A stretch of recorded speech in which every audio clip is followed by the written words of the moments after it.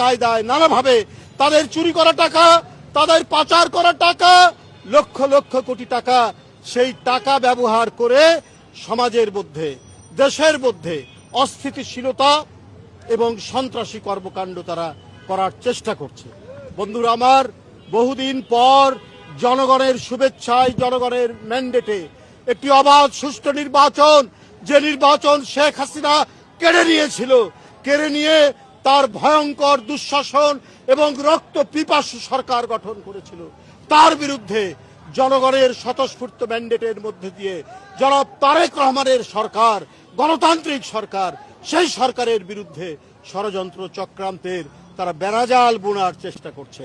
বন্ধুরা আমার, আমাদেরকে যখন 17 বছর দমাতে পারেননি, বাড়িতে বাড়িতে পুলিশ পাঠিয়েছেন, র্যাব পাঠিয়েছেন, গোয়েন্দা পুলিশ পাঠিয়েছেন, জনির মতো অসংখ্য সৈনিক, জাতীয়তাবাদের সৈনিককে আপনারা হত্যা করেছেন। ইলিয়াস আলী, চৌধুরী আলম, সাইফুল ইসলাম, হিরু সহ অসংখ্য নেতৃবৃন্দকে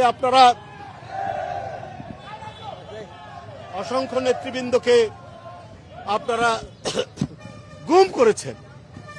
আবার গুমের রাজত্ব ফিরে আসবে, জনগণ সেটা সমর্থন দেবে?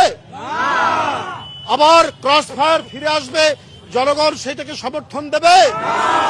আজকে 4 মাস তারেক রহমানের সরকার, বিএনপির সরকার, বিএনপির নেতৃত্বাধীন জোট সরকারের সরকার, বলুন কোন গুমের ঘটনা ঘটেছে? কোন ক্রস ফায়ার হয়েছে?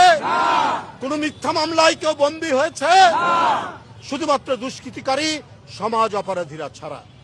বন্ধুরা আমার, আজকে দেশ যেভাবে অগ্রগতির দিকে ধাবিত হচ্ছে, এই অগ্রগতি, সমৃদ্ধি, শান্তি, গণতন্ত্র, বহুদলীয় গণতন্ত্র, মানুষের মত প্রকাশের স্বাধীনতা, এটাকে আবার বন্ধ করার চক্রান্ত তারা করছে তাদের উত্থানের মধ্যে দিয়ে। ওইটা আর সম্ভব নয়। জনগণ ঐক্যবদ্ধ, গণতান্ত্রিক শক্তি ঐক্যবদ্ধ। তাই বন্ধুরা আমার, আজকে শুধু নয়, প্রতিদিন আমাদের সজাগ থাকতে হবে।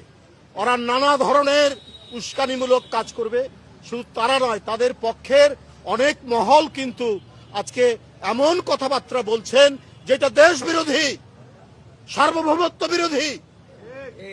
আমরা বিভিন্ন জায়গায় এত সাহস পেলেন কি করে?